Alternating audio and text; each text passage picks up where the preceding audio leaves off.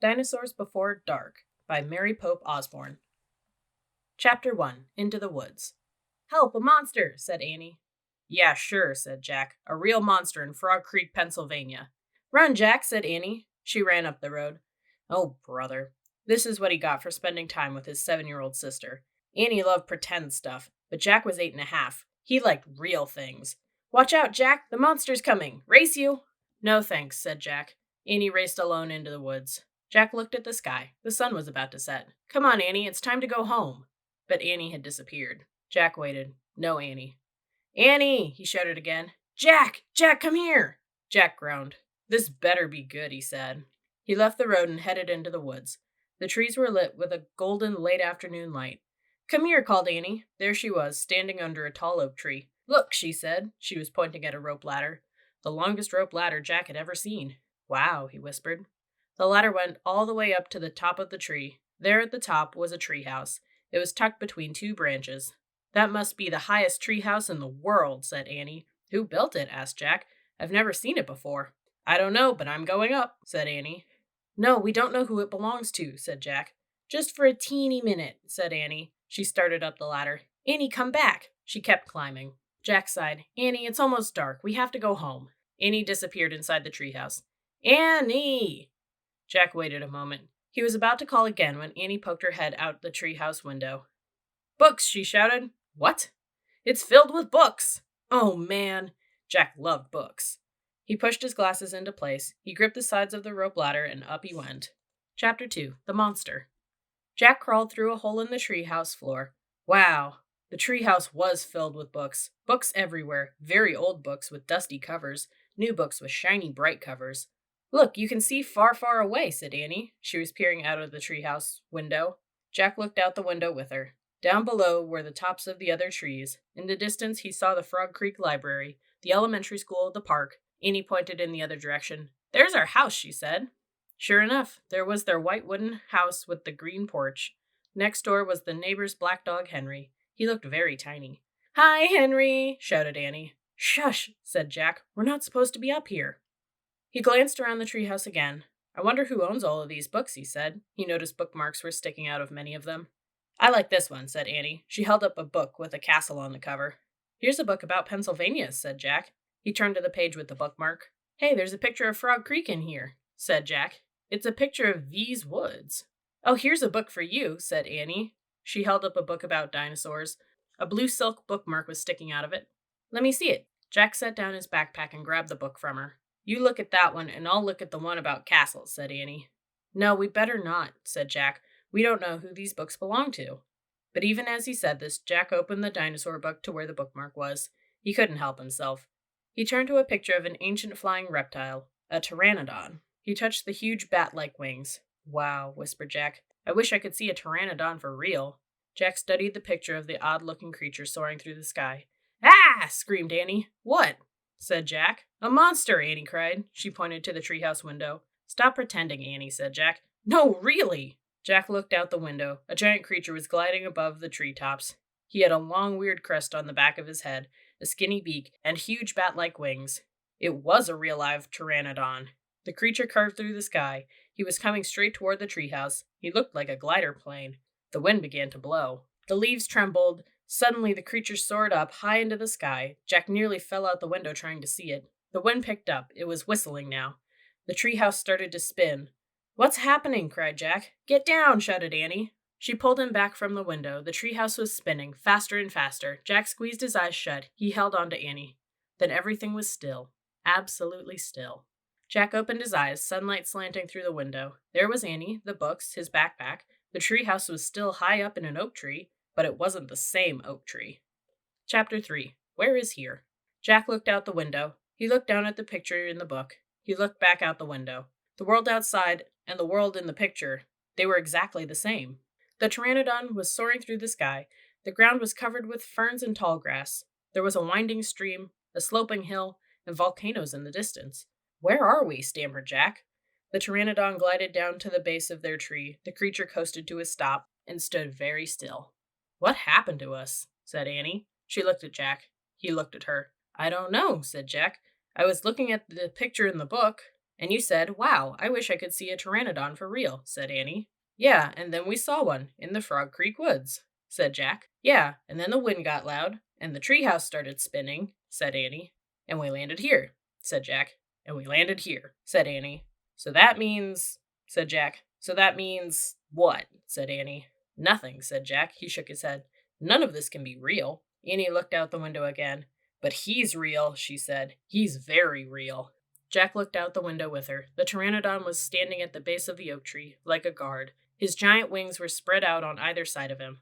Hi, Annie shouted. Shush, said Jack. We're not supposed to be here. But where is here? Said Annie. I don't know, said Jack. Hi, Annie called again to the creature. The pteranodon looked up at them. Where is here? Annie called down. You're nuts. He can't talk, said Jack. But maybe the book can tell us. Jack looked down at the book. He read the words under the picture. This flying reptile lived in the Cretaceous period. It vanished 65 million years ago. No, impossible. They couldn't have landed in a time 65 million years ago. Jack, said Annie, he's nice. Nice? Yeah, I can tell. Let's go down and talk to him. Talk to him? Annie started down the rope ladder. Hey, shouted Jack. But Annie kept going. Are you crazy? Jack called. Annie dropped to the ground. She stepped boldly up to the ancient creature. Chapter 4. Henry. Jack gasped as Annie held out her hand. Oh, brother, she was always trying to make friends with animals, but this was going too far. Don't get too close to him, Annie, Jack shouted. But Annie touched the pteranodon's crest. She stroked his neck. She was talking to him. What in the world was she saying? Jack took a deep breath. Okay, you would go down too. It would be good to examine the creature, take notes, like a scientist. Jack started down the rope ladder. When he got to the ground, Jack was only a few feet away from the creature. The creature stared at Jack. His eyes were bright and alert. He's soft, Jack, said Annie. He feels like Henry. Jack snorted. He's no dog, Annie. Feel him, Jack, said Annie. Jack didn't move. Don't think, Jack. Just do it. Jack stepped forward. He put out his arm, very cautiously. He brushed his hand down the creature's neck. Interesting. A thin layer of fuzz covered the pteranodon's skin. Soft, huh? Said Annie. Jack reached into his backpack and pulled out a pencil and a notebook. He wrote, Fuzzy skin. What are you doing? Asked Annie. Taking notes, said Jack. We're probably the first people in the whole world to ever see a real live pteranodon. Jack looked at the pteranodon again. The creature had a bony crest on the top of his head. The crest was longer than Jack's arm. I wonder how smart he is, Jack said. Very smart, said Annie. Don't count on it, said Jack. His brain's probably no bigger than a bean. No, he's very smart. I can feel it, said Annie. I'm going to call him Henry. Jack wrote in his notebook, Small brain? Jack looked at the creature again. Maybe he's a mutant, he said. The creature tilted his head. Annie laughed. He's no mutant, Jack. Well, what's he doing here then? Where's this place? Said Jack. Annie leaned close to the pteranodon. Do you know where we are, Henry? She asked softly. The creature fixed his eyes on Annie. His long jaws were opening and closing like a giant pair of scissors. Are you trying to talk to me, Henry? Asked Annie. Forget it, Annie. Jack wrote in his notebook. Mouth like scissors? Did we come to a time long ago, Henry? Asked Annie. Is this a place from long ago? Suddenly she gasped. Jack! He looked up. Annie was pointing toward the hill. On top stood a huge dinosaur. Chapter 5. Gold in the Grass. Go, go, said Jack. He threw his notebook into his pack. He pushed Annie toward the rope ladder. Bye, Henry, she said. Go, said Jack. He gave Annie a big push. Quit it, she said, but she started up the ladder. Jack scrambled after her. They tumbled into the treehouse. They were panting as they looked out the window at the dinosaur. He was standing on the hilltop, eating flowers off of a tree. Oh man, whispered Jack, we are in a time long ago. The dinosaur looked like a huge rhinoceros, only he had 3 horns instead of 1, 2 long ones above his eyes, and 1 on his nose. He had a big shield-like thing behind his head. Triceratops, said Jack. Does he eat people? Whispered Annie. I'll look it up. Jack grabbed the dinosaur book. He flipped through the pages. There, he said. He pointed to a picture of a Triceratops. He read the caption. The Triceratops lived in the late Cretaceous period. This plant-eating dinosaur weighed over 12,000 pounds. Jack slammed the book shut. Just plants, no meat. Let's go see him, said Annie. Are you nuts, said Jack. Don't you want to take notes about him? Asked Annie. We're probably the first people in the whole world to ever see a real live Triceratops. Jack sighed. She was right. Let's go, he said. He shoved the dinosaur book into his pack. He slung it over his shoulder and started down the ladder. On the way down, Jack stopped. He called up to Annie. Just promise you won't pet him. I promise. Promise you won't kiss him. I promise. Promise you won't talk to him. I promise. Promise you won't. Go, go, she said. Jack went. Annie followed. When they stepped off the ladder, the pteranodon gave them a kind look. Annie blew him a kiss. "Be back soon, Henry," she said cheerfully. "Shush," said Jack, as he led the way through the ferns slowly and carefully. When he reached the bottom of the hill, he kneeled behind a fat bush. Annie knelt beside him and started to speak. "Shush." Jack put a finger to his lips. Annie made a face. Jack peeked out at the Triceratops. The dinosaur was incredibly big, bigger than a truck. He was eating the flowers off of a magnolia tree. Jack slipped his notebook out of his pack. He wrote, "Eats flowers." Annie nudged him. Jack ignored her. He studied the Triceratops again. He wrote, "Eats slowly." Annie nudged him hard. Jack looked at her. Annie pointed to herself. She walked her fingers through the air. She pointed to the dinosaur. She smiled. Was she teasing? She waved at Jack. Jack started to grab her. She laughed and jumped away. She fell into the grass in full view of the Triceratops. "Get back," whispered Jack. Too late. The big dinosaur had spotted Annie. He gazed down at her from the hilltop. Half of a magnolia flower was sticking out of his mouth. "Oops," said Annie. "Get back," Jack shouted at her. "He looks nice, Jack." "Nice? Watch out for his horns, Annie." "No, he's nice, Jack." "Nice?" But the Triceratops just gazed calmly down at Annie. Then he turned and loped away down the side of the hill. "Bye," said Annie. She turned back to Jack. "See?" Jack grunted, but he wrote in his notebook. "Nice. Come on, let's look around some more," said Annie. As Jack started after Annie, he saw something glittering in the tall grass. He reached out and picked it up. A medallion. A gold medallion. A letter was engraved on the medallion. A fancy M. "Oh man, someone came here before us," Jack said softly. Chapter 6. Dinosaur Valley. "Annie, look at this," Jack called. "Look what I found." Annie had gone up to the hilltop. She was busy picking a flower from the magnolia tree. "Annie, look, a medallion." But Annie wasn't paying attention to Jack. She was staring at something on the other side of the hill. "Oh, wow," she said. "Annie!" Clutching her magnolia flower, she took off down the hill. "Annie, come back!" Jack shouted. But Annie had disappeared. "I'm going to kill her," Jack muttered. He stuffed the gold medallion into his jeans pocket. Then he heard Annie shriek. "Annie?" Jack heard another sound as well, a deep bellowing sound, like a tuba. "Jack, come here," Annie called. "Annie!" Jack grabbed his backpack and raced up the hill. When he got to the top, he gasped. The valley below was filled with nests, big nests made out of mud, and the nests were filled with tiny dinosaurs. Annie was crouching next to one of the nests, and standing over her was a gigantic duck-billed dinosaur. "Don't panic! Don't move!" said Jack. He stepped slowly down the hill toward Annie. The huge dinosaur was towering above Annie, waving her arms, making her tuba sound.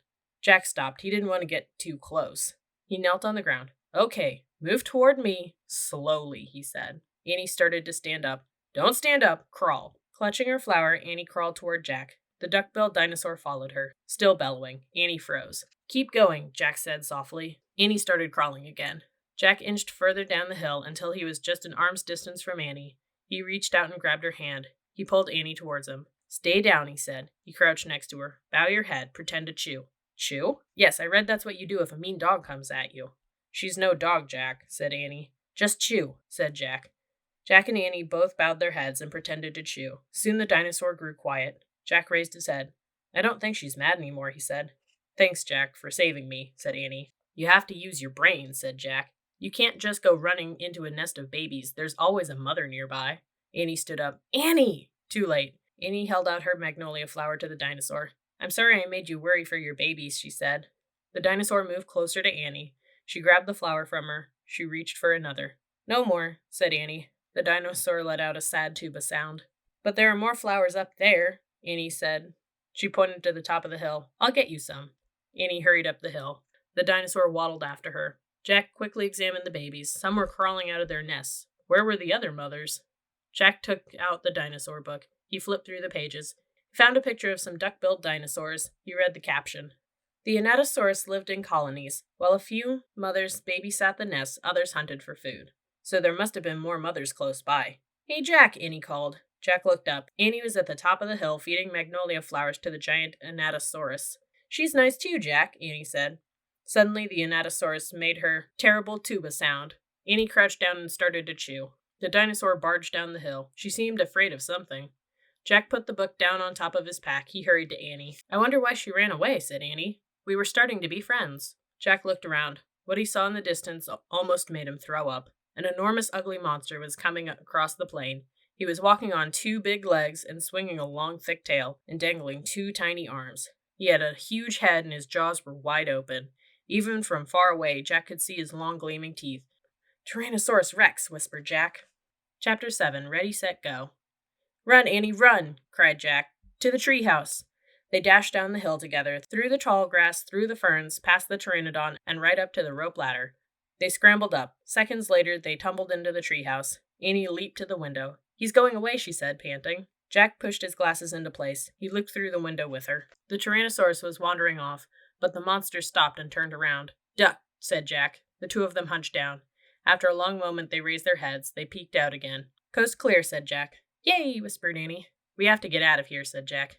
You made a wish before, said Annie. I wish we could go back to Frog Creek, said Jack. Nothing happened. I wish... Wait, you were looking at a picture in the dinosaur book, remember? The dinosaur book. Jack groaned. Oh no, I left the book in my pack on the hill. I have to go back. Oh, forget it, said Annie. I can't, said Jack. The book doesn't belong to us. Plus, my notebook's in my pack with all my notes. Hurry, said Annie. Jack hurried down the rope ladder. He leaped to the ground. He raced past the pteranodon, through the ferns, through the tall grass, and up the hill. He looked down. There was his pack lying on the ground. On top of it was the dinosaur book. But now the valley below was filled with Anatosauruses, all standing guard around the nests. Where had they been? Did fear of the Tyrannosaurus send them home? Jack took a deep breath.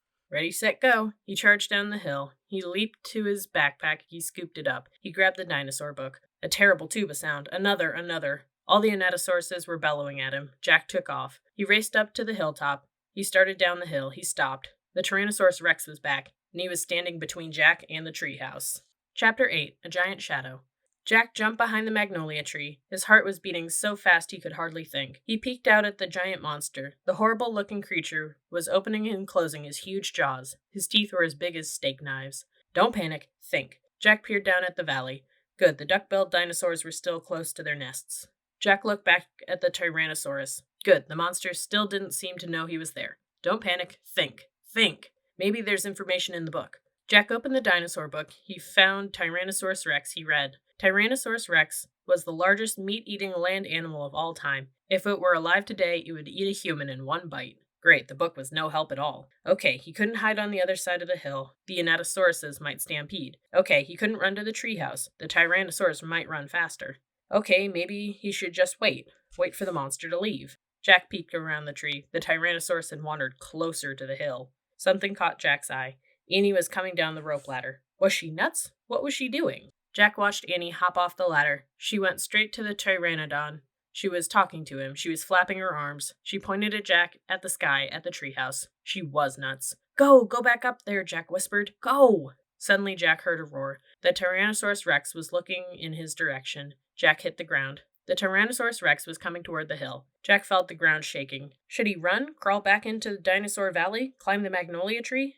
Just then, a giant shadow covered Jack. He looked up. The pteranodon was gliding overhead. The giant creature sailed down toward the top of the hill. He was coming straight for Jack.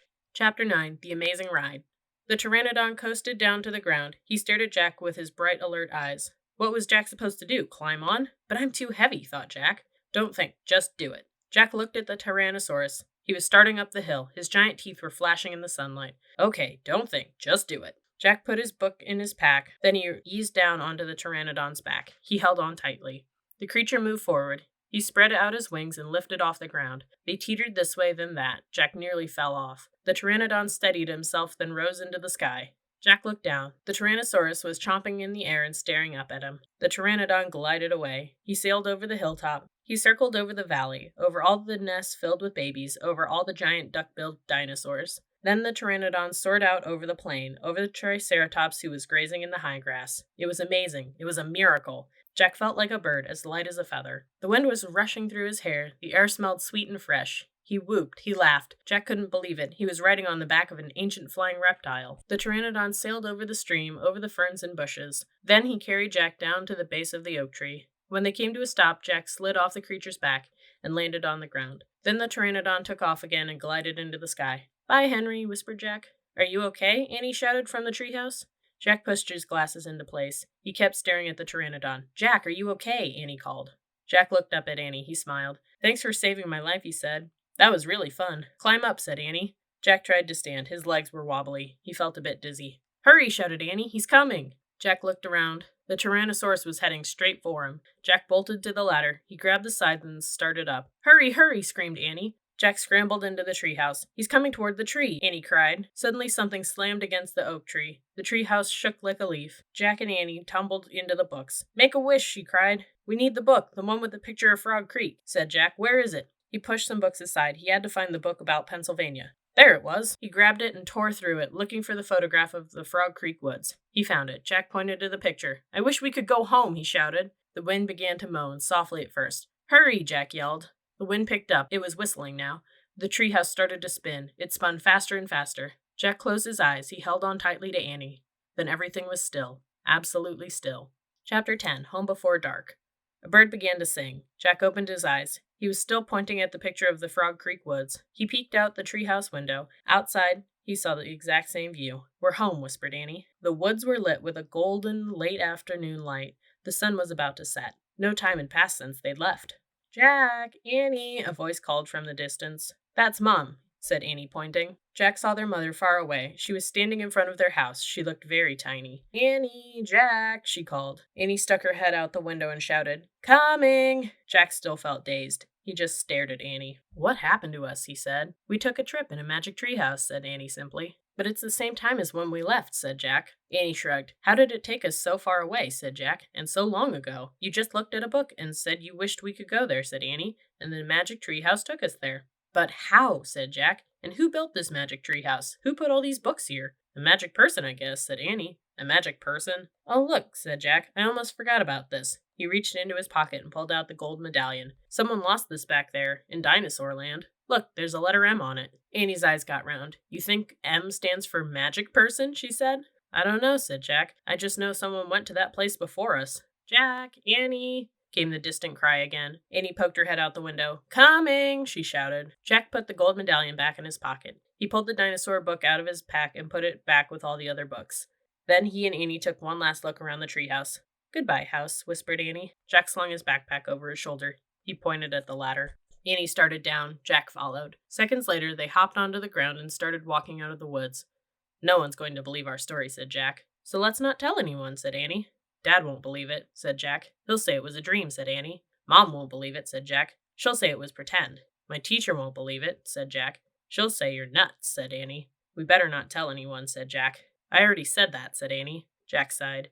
"I think I'm starting to not believe it myself," he said. They left the woods and started up the road toward their house. As they walked past all the houses on their street, the trip to Dinosaur Time did seem more and more like a dream. Only this world and this time seemed real. Jack reached into his pocket. He clasped the gold medallion. He felt the engraving of the letter M. It made Jack's fingers tingle. Jack laughed. He suddenly felt very happy. He couldn't explain what had happened today, but he knew for sure that their trip in the magic treehouse had been real. Absolutely real. "Tomorrow," Jack said softly, "we'll go back to the woods." "Of course," said Annie. "And we'll climb up to the treehouse," said Jack. "Of course," said Annie. "And we'll see what happens next," said Jack. "Of course," said Annie. "Race you."